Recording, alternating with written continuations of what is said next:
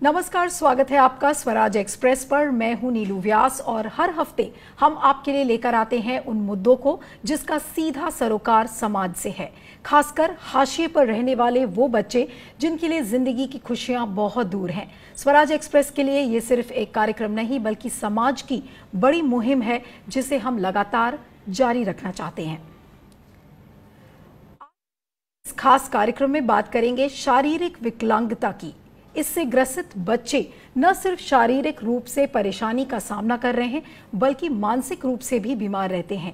ऐसे बच्चों को न सही तरीके से इलाज मिल पाता है और न ही उनके जीवन में उजाला आ पाता है। आज हम अपनी इस रिपोर्ट में उड़ीसा से आई इस रिपोर्ट को आपको दिखाते हैं, जिसे देखकर आपको ये समझने में आसानी होगी कि शारीरिक विकलांगता से ग्रसित बच्चों को किन किन कठिन परिस्थितियों का सामना करना पड़ता है। देखिए ये रिपोर्ट।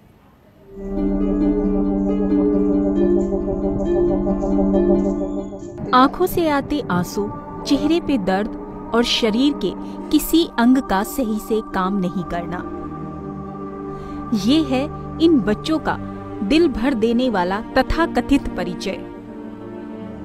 शारीरिक विकलांगता इन बच्चों के जीवन का ऐसा अभिशाप है जो उन्हें न सिर्फ मानसिक बीमार रखता है बल्कि समाज में भी इन्हें हाशिए पर धकेल देता है। ऐसे मासूमों की कहानी इतनी दर्दनाक होती है कि बरबस आंखों से आंसू धारा बहने लगती है। उपेंद्र के आंखों में आंसू ऐसे ही नहीं आ रहे हैं। उपेंद्र के ऊपर माँ बाप का साया नहीं है। एक आंख पूरी तरह से खराब है। पेट भरने के लिए दूसरों के घर में काम करना इसकी नियति बन गई थी। अब राजू मुंडा की तस्वीर देखिए। ये मासूम भी शारीरिक विकलांगता का शिकार है। ओडिशा के छोटे से गांव में जन्मे राजू जन्म से ही एक खतरनाक बीमारी से जूझ रहे हैं। राजू का बायां पैर काम नहीं करता है। उसके दाहिने गाल पर एक मांस का टुकड़ा बढ़ता जा रहा है। इसका आकार इतना बढ़ गया है कि राजू को अब खाना खाने में मुश्किल होती है। साथ ही साथ अब उसे बोलने में भी परेशानी हो रही है। राजू के माँ बाप दिहाड़ी मजदूरी करते हैं, लिहाजा अपने जिगर के टुकड़े के इलाज के लिए हर संभव कोशिश कर रहे हैं, लेकिन बीमारी के आगे आर्थिक मजबूरी आड़े आ रही है। कहते हैं अंधेरा है तो उजाला भी होगा। शारीरिक रूप से असमर्थ इन बच्चों के जीवन में एस्पायर उजाले से कम नहीं है। एस्पायर ने ऐसे बच्चों के जीवन को संवारने का बीड़ा उठाया है। हालांकि इस काम में कठिनाइयां कम नहीं हैं। निश्चित तौर पर हाशिए पर मौजूद इन बच्चों को मदद और समर्थन की जरूरत है। स्वराज एक्सप्रेस न्यूज चैनल ने भी ऐसे बच्चों की आवाज और समस्याओं को सामने लाने का बीड़ा उठाया है। तो शारीरिक विकलांगता यानी कि फिजिकल डिसेबिलिटी से जो ग्रसित ये बच्चे हैं उनकी संख्या लाखों में है। क्या हमारे देश के पास सही फोरम्स हैं? हमारी सरकारें कितनी सेंसिटिव, कितनी संवेदनशील रही हैं ऐसे बच्चों की आवाज़ें उठाने में? उनके सामने क्या परिस्थितियां रहती हैं, क्या प्रॉब्लम्स रहती हैं? आज इन सारी चीज़ों पर आज की चर्चा बढ़ाऊंगी एक बहुत ही खास पैनल के साथ जिससे आपको मिलवाती हूँ। हमारे साथ जुड़ रहे हैं डॉक्टर सत्येंद्र सिंह, जो कि एक बहुत देश के जाने माने डिसेबिलिटी राइट्स एक्टिविस्ट हैं, फैकल्टी मेंबर हैं university college of medical sciences and GTB hospital Delhi के। आपका बहुत बहुत स्वागत है। हमारे साथ जुड़ रही हैं doctor Rituparna Ghosh. She is a consultant psychologist at Apollo and Fortis hospitals और स्पेशली एबल्ड बच्चों के साथ भी काफी लंबे अरसे से ऋतुपर्णा का काम रहा है। ऋतुपर्णा, आपका भी बहुत बहुत स्वागत है। और हमारे साथ प्रोग्राम में जुड़ रहे हैं दयाराम, जो कि सेक्रेटरी हैं एस्पायर एनजीओ के, which is supported by Tata steel foundation, और इन्हीं के कोलैबोरेशन में स्वराज एक्सप्रेस इस मुहिम को जारी रख रहा है। आप सभी मेहमानों का बहुत बहुत स्वागत है। और आज की चर्चा मैं सत्येंद्र सिंह से शुरू करूंगी कि आप एक बहुत लंबे अरसे से काम कर चुके हैं, पॉलिसी रिफॉर्म्स पर आपने काम किया है, मेडिकल करिकुलम जो डिसेबिलिटी से ग्रसित बच्चे होते हैं उन पर भी आपने बहुत सारी नई चीज़ें लाने की कोशिश की थी। लेकिन एक जो मूलभूत सवाल है, बेसिक सवाल, कि कितनी संवेदनशील है सरकार, और ये जो बच्चे हैं लाखों की संख्या में, आज ये इतने निग्लेक्टेड, इतने इग्नोर्ड क्यों हैं? जी नमस्कार नीलू जी। सबसे पहले आपको बधाई, आपने ये मुद्दे को उठाया है जो कि मेन स्ट्रीम चैनल यूजुअली नहीं दिखाते हैं। शारीरिक विकलांगता में जो हमारे पास जो आंकड़े हैं जो हमें बताते हैं, वो कहते हैं कि 10% जो पूरे हिंदुस्तान में है, they are people with developmental disability. और ये वो विकलांगता हैं जो पूरी तरह से आप काफ़ी हद तक आप इनमें आप इंटरवेंशन कर सकते हैं। भारत के जो स्वास्थ्य मंत्रालय ने 2013 में एक पहल की थी, जो उनका एक national rural health mission programme है, राष्ट्रीय स्वास्थ्य कार्यक्रम, जो कि एक पूरा फ्लैगशिप कैंपेन है। वो एक पहल है कि जिसमें आप 30 हेल्थ कंडीशंस को आइडेंटिफाई कर सकते हैं एज अर्ली एज पॉसिबल। लेकिन प्रॉब्लम आती है इसके इम्प्लीमेंटेशन की। अगर आप देखें कि भारत की राजधानी दिल्ली, RBSK स्कीम दिल्ली में नहीं इम्प्लीमेंटेड है। RBSK का कोई नामो निशान नहीं है यहाँ पर। और दूसरी बात जो ये है कि हमारा जो विकलांगता अधिकार अधिनियम है, उसमें जो 2016 में आया था, जो 3 कंडीशंस हैं, थैलेसीमिया और सिकल सेल अनीमिया, इनको ऑप्शनल कैटेगरी में डाला है RBSK स्कीम जी।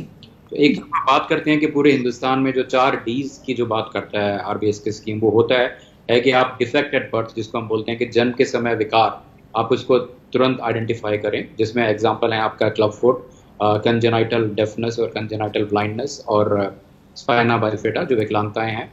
दूसरा है डेवलपमेंटल डिलेज, जो कि विकास में देरी होती है, जो अगर आपने सही टाइम पर इंटरवेंशन नहीं किया तो परमानेंट डिसेबिलिटी में कन्वर्ट हो सकती है। आपने एक बहुत इंपॉर्टेंट बात कही कि सही समय पर इंटरवेंशन होना, सही समय पर ट्रीटमेंट होना, लेकिन क्या ये पॉसिबल हो पाता है? ये एक बहुत बड़ा सवाल है। दया, आपके पास आऊंगी कि खासकर एक रिपोर्ट में देख रही थी कि ये जो गांव में जो फिजिकल डिसेबिलिटी रहती है, शारीरिक विकलांगता है, ये बहुत ज्यादा मात्रा में है। और इसका मुख्य कारण ये है कि गाँव में पीडियाट्रिशियंस नहीं होते हैं, अर्ली स्टेज पर इनका डिटेक्शन नहीं हो पाता है। आपकी जो NGO है वो गांव-गांव में काम कर रही है। आपके हिसाब से, आपके असेसमेंट से बेसिक प्रॉब्लम कहां पर है? जो सरकार की पहुंच है वो रुक जाती है, लास्ट माइल तक कभी होता नहीं है। इन बच्चों तक सरकारें पहुंच नहीं पाती है, सरकार की संस्थाएं पहुंच नहीं पाती है। आपने देखा कि माँ बाप की गरीबी, कई बार बेहद गरीब है लोग और उनके लिए ये अपने 2 जून का खाना जुटाना इतना मुश्किल होता है, और उनके पास सूचनाओं का अभाव भी है। उन्हें ये नहीं मालूम है कैसे इन कामों को करो।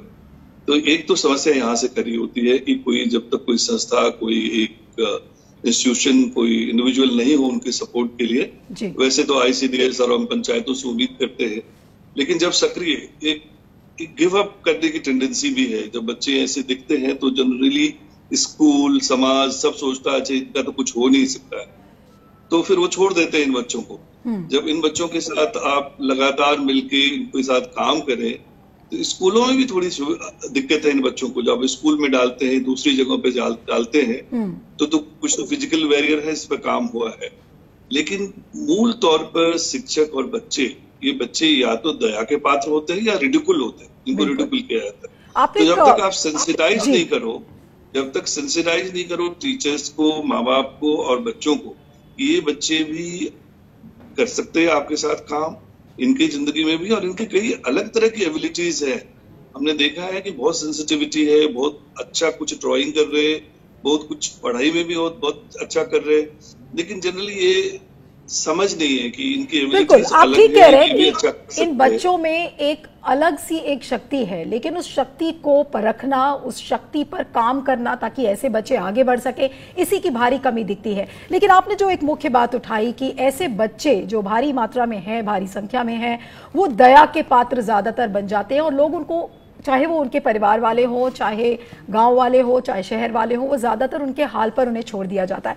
ऋतुपर्णा, आपसे समझना चाहेंगे कि मानसिक तौर पर, आप एक साइकोलॉजिस्ट हैं, ऐसे बच्चों के साथ आप काम करती हैं, ऐसी बहुत सारी फैमिलीज हैं जो अपने बच्चों, फैमिलीज खुद सोचती हैं कि कितना बड़ा बर्डन है उनके ऊपर अगर कोई एक हैंडीकैप चाइल्ड है, स्पेशली एबल्ड चाइल्ड उनके परिवार में पल रहा है। तो जो मानसिक तनाव जो उस बच्चे पर जो ग्रसित है और जो परिवार वाले हैं उन पर क्या बीतती है, जो अगर मेंटल हेल्थ इम्प्लीकेशन अगर मैं पूछूं तो वो कितना बड़ा होता है? Thank you Neelu.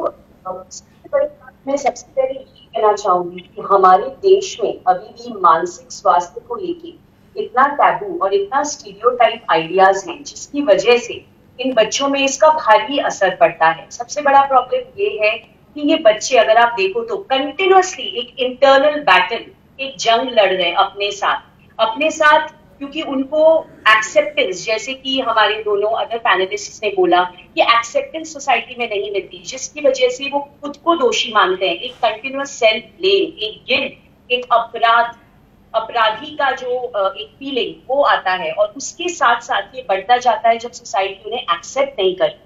At the same time ये फैमिली मेंबर्स के लिए एक बहुत बड़ी बर्डन हो जाती है, जहाँ की हम जब भी डील करते हैं दो तरह के प्रॉब्लम्स हम पेरेंट्स में भी, इनके परिवार वालों में भी देखते हैं, जहाँ पे पेरेंट्स फर्स्ट ऑफ ऑल एक डिनायल में, ये मान ही नहीं पाते कि मेरे बच्चे में ये प्रॉब्लम है तो मेरा बच्चा कभी प्रोग्रेस कर सकता है। वो एक डिनायल में रहते हैं कि नहीं, मेरा बच्चा शायद ठीक हो जाएगा। लेकिन जब उनको ये एक्सेप्टेंस हमारे अवेयरनेस प्रोग्राम से, हमारे एजुकेशन से, एडवोकेसी से दिलाया जाता है, तो जो ऑर्गेनाइजेशंस इनको लेके काम कर रहे हैं, उनको चाहिए कि वो इन बच्चों को एक नॉर्मल करिकुलम में, नॉर्मल स्कूल में इन्वॉल्व करें, ताकि जब ये बच्चे, जो नॉर्मल बच्चे उनके साथ काम करेंगे तो ऑटोमेटिकली इनकी एक्सेप्टेंस लेवल बढ़ेगी। और जो बच्चे खासकर जिनमें डिसेबिलिटीज नहीं है, वो भी खुले हाथ अगर इनको एक्सेप्ट करें तो वो भी सीखेंगे। जो रियल लाइफ एक्सपीरियंशियल लर्निंग होती है दोनों तरफ से होगा, it will be a two way process, that is very important. So खास करके ये बच्चे कंटिन्यूअसली, अगर आप देखो,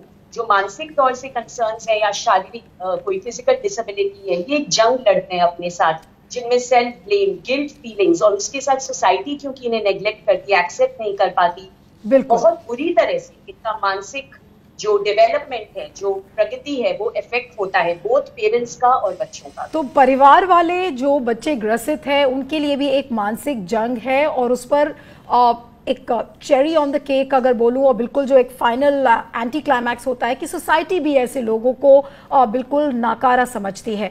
दया, आपसे समझना चाहेंगे कि मैं कुछ स्टेट्स देख रही थी कि ज़्यादातर जो बर्डन है फिजिकल डिसेबिलिटी का, वो ऐसे स्टेट्स में है जो UP, Bihar, Maharashtra, West Bengal, which have the maximum burden of the physical disability. आप ये स्टोरी जो हमने अभी इस प्रोग्राम में दिखाई थी वो उड़ीसा की है। तो ये स्टेट्स को कैसे सेग्रीगेट किया जा रहा है, और क्या कारण है कि मुख्यतौर जो ये बाकी स्टेट्स हैं यहाँ पर भी बर्डन बढ़ता जा रहा है? क्या गरीबी है, क्या डॉक्टरों की कमी है, स्वास्थ्य सेवाओं की कमी है? मुख्य कारण क्या लग रहा है आपको? गरीबी भी है, स्वास्थ्य सेवाओं की जो भी सुविधा उपलब्ध है, इनको पता नहीं कैसे एक्सेस करना है। मैं कुछ उदाहरण आपको दूं। हमने बच्चों के साथ जब से हमने काम करना शुरू किया है, बहुत छोटी छोटी घटनाएं होती है इनकी जिंदगी में, कभी गिर गए, इनका पाँव टूट गया, तो घर वाले छोड़ देते हैं। हमने देखा कि उनको ये मालूम नहीं है कहाँ करना है, क्या करना है। तो हम सहयोग करके बच्चों के साथ, बच्चों के आंख में चोट लग गई, वो अंधा हो सकता था, उसको ट्रीटमेंट के लिए ले जाए तो वो सही होते हैं, काफी कुछ। तो ये पता नहीं है कनेक्ट कैसे करें। एक तो बेहद गरीबी है कुछ इन इलाकों में जहाँ माँ बाप के लिए बहुत संघर्ष है, और इन माँ बापों की कहानी आप देखेंगे तो कई बार इनकी अपनी जिंदगी में इतने भयंकर संघर्ष है कि सोचने के लिए समय नहीं होता, कोई रास्ता इन्हें नहीं दिखता है। बिल्कुल। तो इनको एक इंस्टीट्यूशनल सपोर्ट की जरूरत है। और पंचायतें, मैं बार बार कहता हूँ कि हम लोगों ने तो कुछ ऐसा कुछ नहीं, हमने तो वहाँ गांव के नौजवानों के, वहाँ की जो वहाँ की महिलाओं का समूह है, जो पंचायत है, उनको सक्रिय किया है, क्योंकि हम इतने लाख बच्चों के बारे में जान भी नहीं सकते। वही हमें बताते हैं, वही हम तक लेके आते हैं, वही हमारी मदद, और फिर हम इनको कनेक्ट कर पाते हैं। बिल्कुल। तो एक इंस्टीट्यूशनल सपोर्ट की, एक इंस्टीट्यूशनल सपोर्ट की भारी कमी दिख रही है। थोड़ी देर में बस हम ब्रेक पर जाएंगे, लेकिन ब्रेक पर जाने के पहले एक सवाल डॉक्टर सत्येंद्र सिंह से पूछूंगी कि जो पूरा अप्रोच है सरकार का, कि अगर आप देखें तो जो विकलांगता है और जितनी भी चीजें जो फिजिकल डिसेबिलिटी से जुड़ी हुई हैं, हम उसे सोशल जस्टिस मिनिस्ट्री के अंडर लेकर आते हैं, चाहे वो स्कूल्स हो, चाहे उनकी पढ़ाई हो, और उसको हम HRD जो ministry of human resource and development है उसके अंडर आती नहीं है। तो ये क्या एक बेसिक प्रॉब्लम है कि पूरा जो अप्रोच है वही गलत है? जी, आई थिंक ये रूट कॉज है पूरा का पूरा जो हम कहते हैं एटीट्यूडनल बैरियर्स का। क्योंकि अभी भी जब हम बात करते हैं विकलांगता की तो हम उसको सोचते हैं कि ये जो बच्चे ये दया के पात्र हैं।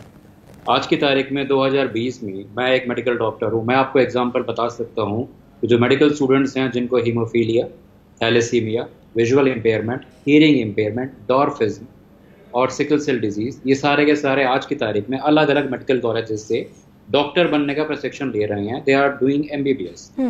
तो ये थेरेपी अप्रोच तो हमें दूर इससे बाहर जाना चाहिए। लेकिन अगर आप रूट कॉज देखते हैं कि जो हमारे स्पेशल स्कूल्स हैं वो आपके आते हैं मिनिस्ट्री ऑफ सोशल जस्टिस में, जैसे आपने कहा, और जो मेन स्ट्रीम स्कूल्स हैं वो हमारे आते हैं आपके MHRD में।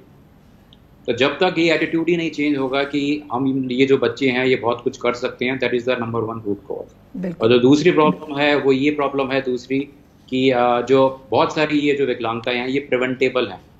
विटामिन A आराम से ब्लाइंडनेस को प्रिवेंट कर सकता है, विटामिन D रिकेट्स को प्रिवेंट कर सकता है, लेकिन भारतीय मिनिस्ट्री ऑफ होम के जो मिनिस्ट्री ऑफ हेल्थ के जो प्रोग्राम भी चल रहे हैं, पैसा इतना इकट्ठा जाता है इन प्रोग्राम्स में, वो स्कूलों तक, रूरल एरिया तक क्यों नहीं पहुंचता? बिल्कुल। तो एक गैप है जो एग्जिस्ट करता है, जिसकी वजह से सारी ये दिक्कतें आ रही हैं। बिल्कुल, आपने बहुत सही पॉइंट्स उठाए कि एटीट्यूडनल प्रॉब्लम है, एटीट्यूडनल बैरियर है, सरकार के अप्रोच में कमी है। इतना सारा पैसा पानी की तरह बहाया जाता है, लेकिन गांव में जो लोग हैं आज भी वो शारीरिक विकलांगता से ग्रसित है। एक छोटा सा फिगर बताऊंगी और जल्दी से आपको ब्रेक पर लेकर जाऊंगी कि जो टोटल चाइल्ड पॉपुलेशन है, 1.7% of the total child population suffers from physical disability. और अगर मैं इसमें संख्या की बात करूं तो 78,64,636 ऐसे बच्चे हैं जो कि विकलांगता के शिकार हैं। तो आप सोच सकते हैं कि ये प्रॉब्लम कितनी इनॉर्मस है, कितने बड़े स्केल पर है। पर क्या सरकारें इसके लिए सेंसिटिव हैं? हमारे पास राइट फोरम्स हैं? नहीं है। थोड़ी बहुत एक्टिविटी होती है, कुछ NGOs हैं जैसे एस्पायर जो कि काम कर रहे हैं इस पूरे मसले को लेकर, लेकिन ये संख्या इतनी बड़ी है कि आप इसका अंदाज़ा भी नहीं लगा सकते। और तभी बार बार ये एलिगेशंस लगते हैं कि क्या हमारी सरकारें किसी भी पार्टी की हों वो सेंसिटिव हैं या नहीं है। इसका फ्यूचर रोड मैप क्या होना चाहिए, इस प्रॉब्लम को कैसे डील करना चाहिए। वक्त हो चला एक ब्रेक का, ब्रेक के उस पार लौटेंगे तो इन सारे प्रश्नों का जवाब अपने पैनलिस्ट से मांगेंगे। बने रहिएगा।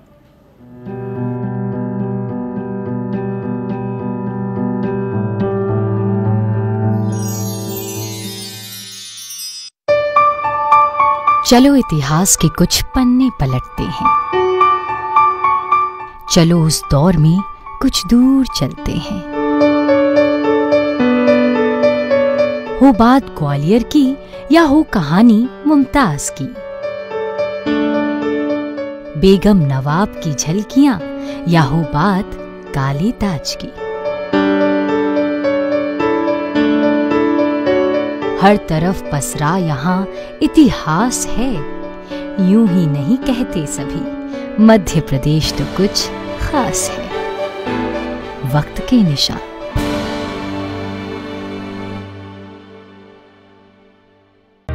सपने सच तब होंगे जब आप सपने दिखना शुरू करेंगे। ये शब्द हैं उस शख्सियत के जिसके सपनों ने दी इस देश को एक नई उड़ान, डॉक्टर APJ अब्दुल कलाम। और ऐसे ही हर स्टूडेंट के सपने पूरे करेंगे हम, under best guidance of expert faculty team. Admission open in science and technology, humanities, social science, arts and sports. Doctor APJ Abdul Kalam university, Indore. For the details, contact 180030026072। Shri सत्य साई यूनिवर्सिटी का MP में पहला AICTE न्यू दिल्ली प्रमाणित स्कूल ऑफ डिजाइन, जहां है industrial communication and textile design courses. या चुने श्री सत्य Sai university of technology and medical science, जहां है engineering, pharmacy, management, agriculture, homeopathy, law, dairy technology और BHMS जैसे कई कोर्सेज। अधिक जानकारी के लिए विजिट करें स्कूल ऑफ डिजाइन की वेबसाइट www.ssutms.co.in या कॉल करें 9826293590। SRK University, not just a name, but a gate to your success. Extraordinary placements, expert faculty, advanced infrastructure. SRK University, excellent education, modern learning. Courses offered: engineering, MBA, pharmacy, agriculture, dental, homeopathy, nursing, law, BSc, MSc, BCom, MCA, and many more. SRK University, where education becomes better. Admissions open. Call 70241 or visit www.srku.edu.in.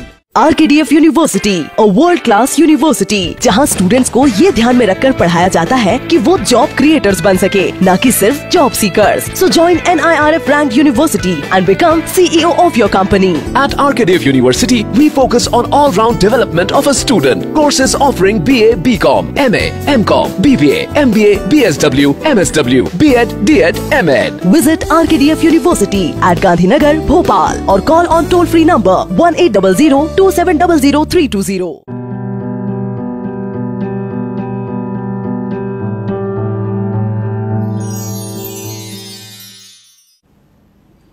Break के बाद स्वागत है आपका हमारे खास कार्यक्रम बूंदे ओस की में। आज हम बात कर रहे हैं शारीरिक विकलांगता से ग्रसित बच्चों की, कि उनकी क्या परिस्थितियां हैं, उनको किन कठिनाइयों का सामना करना पड़ता है।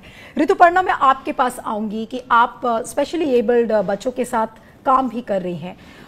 बड़े शहरों में जो बड़े ग्रुप्स हैं वो अगर असिस्ट करते हैं तो उन बच्चों तक वो सेवाएं पहुंच जाती हैं, लेकिन जो छोटे कस्बे हैं, छोटे गांव हैं, जहां पर असिस्टिव डिवाइसेस की बहुत ज़्यादा कमी है, अगर मैं बात करूं जो बाकी सपोर्ट है उसकी बहुत कमी है। तो कमियां अगर मैं उसकी बात करूं, क्योंकि आज वक्त ये नहीं है, हमें कमियों को परखना है ताकि उस पर सरकार और जो नीतिकार है वो काम कर सकें। तो अगर मैं आपसे 2 लाइन में पूछूं कि भारी कमी आपको कहां पर नजर आ रही है जब आप इन बच्चों से डील करती हैं? तो सबसे भारी कमी है लैक ऑफ अवेयरनेस और सेंसिटिविटी इन द सोसाइटी। जैसे कि आपने बहुत सही बोला कि रूरल एरियाज में जो हमारे बड़े शहर है वहां पे inclusive setup, specially the education network is established in a manner जहाँ पे बच्चों को सेग्रीगेट करके नहीं बल्कि नॉर्मल करिकुलम में इंक्लूसिव सेटअप में हम लेके आते हैं।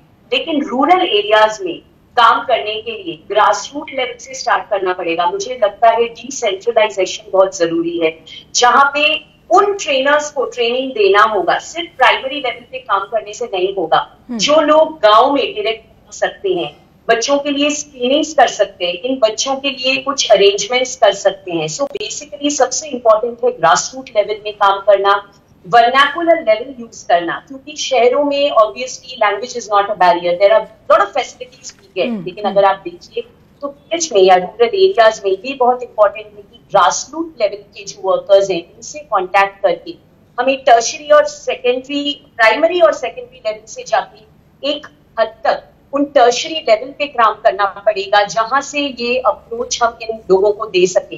उन स्क्रीनिंग्स को, उन ट्रेनर्स को ट्रेन करना पड़ेगा जो इन बच्चों को डायरेक्टली अप्रोच कर सके रूरल एरियाज में। बिल्कुल, आपने एक अहम मुद्दा उठाया है कि जो ट्रेनर्स हैं, ग्रास रूट लेवल पर जो ट्रेनिंग है उस पर काम करने की बहुत जरूरत है। लेकिन सत्येंद्र सिंह, आपसे पूछूंगी कि जब हमारे पास स्पेशली एबल्ड बच्चों को ट्रेन करने के लिए एजुकेटर्स ही नहीं है, भारी कमी है स्पेशल एजुकेटर्स की, हम लोगों को इंसेंटिवाइज भी नहीं कर रहे हैं कि क्यों लोग ऐसे बच्चों के साथ काम करें, तो ऐसे में रोड मैप क्या होना चाहिए? अभी जो नई एजुकेशन पॉलिसी आई है, आपको ध्यान होगा उसमें बार बार इस बात का मेंशन किया गया कि उसे इंक्लूसिव बनाया जाए, स्पेशली एबल्ड बच्चों को ध्यान में रखते हुए। तो आपका क्या असेसमेंट है कि क्या रोड मैप होना चाहिए जहां तक इम्प्लीमेंटेशन का सवाल है?